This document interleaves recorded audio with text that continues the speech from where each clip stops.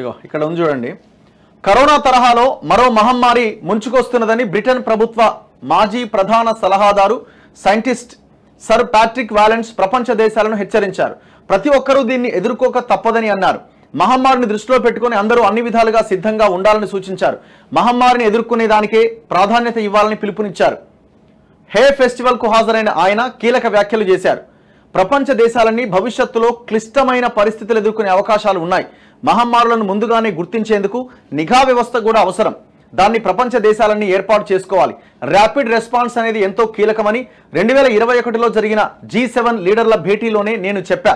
కానీ 2023 నాటికి నా సూచనలన్నీ దేశాలు మరిచిపోయాయి. కరోనా టైంలోనే ప్రపంచ దేశాలకు భయంకరమైన అనుభవాలు ఎదురయ్యాయి. అదే తరహా సంక్షోభం మళ్ళీ ఎదుర్కోవాల్సి ఉంటది. దీని నుంచి ఎవరు తప్పించుకోలేరు. అప్పటి ఇబ్బందులు మళ్ళీ రిపీట్ కాకుండా చూసుకోవాలి అని ప్యాట్రిక్ వాలెన్స్ సూచించారు. అయితే కరోనా మహమ్మారి ప్రపంచాన్ని ఇప్పటికీ వణికిస్తోంది. మొన్నటిదాకా వైరస్ వ్యాప్తి లేని దేశాల్లో ఇటీవల కేసులు పెరగడంతో ఆందోళన వ్యక్తమవుతోంది. సైనికుల మాదిరి సిద్ధం కావాలి. మహమ్మారిని ధీటుగా ఎదుర్కొనేందుకు డయాగ్నోస్టిక్ సిస్టమ్, వ్యాక్సిన్తో పాటుగా ట్రీట్మెంట్కి అవసరమైన ఎక్విప్మెంట్లన్నీ సిద్ధంగా ఉంచుకోవాలి. ప్రపంచ దేశాలన్నీ కలిసికట్టుగా సమన్వయంతో ముందుకు వెళ్తేనే ఈ మహమ్మారిని నిరోధించగలం. మెడికల్ ఎమర్జెన్సీకి అవసరమైన ఎక్విప్మెంట్ అందరి దగ్గర ఉంటే లాక్డౌన్, సోషల్ డిస్టెన్స్ వంటి కఠిన చర్యలు అవసరం ఉండదు. ఏదైనా ఆపద వస్తే సైనికులను ఎలా సన్నద్ధం చేసుకుంటామో రాబోయే మహమ్మారిని ఎదుర్కొనేందుకు కూడా అదే తరహాలో సంసిద్ధం కావాల్సిన అవసరం ఉన్నది. 2021 G7 లీడర్ల భేటీ సమయంలో కూడా నేను ఇచ్చిన సలహాలు పాటించాలి. యుద్ధానికి ఎంత ప్రాధాన్యత ఇస్తామో సంక్షోభం కట్టడికి చర్యలకు కూడా అంతే ఇంపార్టెన్స్ ఇవ్వాలి. మహమ్మారిని ధీటుగా ఎదుర్కోవడంలో వరల్డ్ హెల్త్ ఆర్గనైజేషన్ కూడా కీలక పాత్ర వహించాలి అని ప్యాట్రిక్ సూచించారు. సో మరో ప్రమాదకర వైరస్ అది ఏ రూపంలోనైనా రావచ్చు అన్నది ఆయన చెప్తున్న మాట. నేను 2007లోనే చెప్పిన 2020 అంటే మొన్న వచ్చిన కరోనా పరిస్థితులని ఆనాడే అంచనా వేసిన. సో మళ్ళీ వచ్చే అవకాశం ఉంది అని చెప్తున్నారు.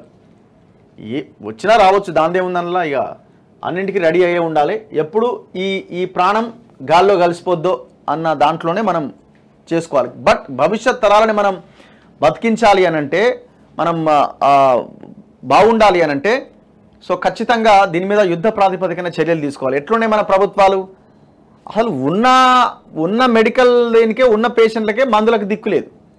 అంత దౌర్భాగ్యమైన దారుణమైన పరిస్థితులు మనం ఉన్నాం. మనమేమో ఓటుకి పైసలు వేయలేదు, కోటర పంచలేదని రోడ్ల మీదకి వచ్చి ధర్నా చేస్తాం. జనాలు ఇట్లనే ఉన్నారు కదా. జనాలు పైసలు ఇస్తేనే, మందు పోస్తేనే ఓట్లు వేస్తారు కాబట్టి వాళ్ళు కూడా దానికి అలవాటు పడిపోయారు. 5 ఏళ్ళు ఏం చేయకపోయినా పర్లే, జనానికి డబ్బులు ఇస్తే వాళ్ళ ఎలక్షన్లకు ముందు. ఎవడు మారాలా? వాడు మారాడు, మనమే మారాలా. సో మనం హెల్త్ అండ్ ఎడ్యుకేషన్ మీద ఫోకస్ చేస్తేనే ఈ రాష్ట్రం కానీ దేశం కానీ ఏమైనా బాగుపడే అవకాశం ఉంటుంది.